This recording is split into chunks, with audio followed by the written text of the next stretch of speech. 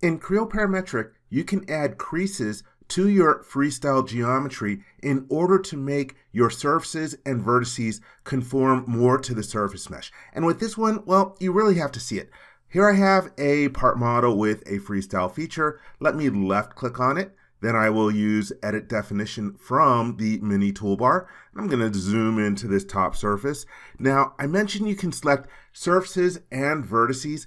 I prefer surfaces. I don't like the way that vertices end up looking when you increase the crease. And to add crease, well, here if you take a look in the ribbon, we can see that this face currently has 0 crease on it, and right now it is set to harden. Let me just start increasing this in little jumps. So there you can see how it changes shape. Let's add some more to it and add some more in here. And finally, when we get up to 100% of the crease, we're going to end up with a sharp edge because we have this set to hard. Now let's change this to soft, and you're going to get a smoother transition between the surfaces. Let me decrease it some more. You can see how the shape changes. When we get back to 0, well, we have what we had initially to start with.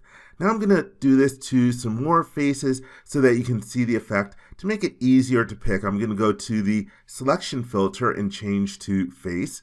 And then we change to one of my saved views. Let's go to the front view, and this will help me select 12 faces quickly and easily. By the way, if you take a look in the lower right-hand corner, you can see how many entities you have selected.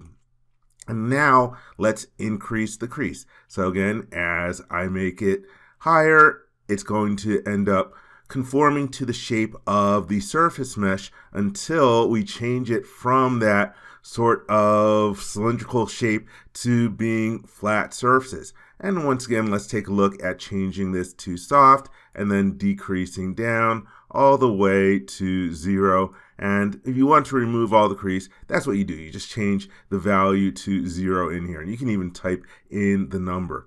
And so there are interesting things that you can do with changing the crease. I'm going to take this freestyle feature and hide it. Let's create another one. And I'm going to go to the Shapes drop-down menu. Let's start off with a sphere. Let me zoom into where everything is. And I'm going to start off by selecting 2 of the faces. I'll select the top face, and then I'm going to query select to left-click on the bottom face. And now let's increase this to 100. Just slide it all the way up. And by adding our crease to the top and bottom surfaces, we've changed the sphere into a cylinder. And now let me do the same thing for the 4 side surfaces. I'm holding down the control key. Let's now use some query select to get the side and the back surface. Now I've got all 4 faces selected, and you can see that right now it has a crease of 67 because I had added the crease to the top and bottom faces. But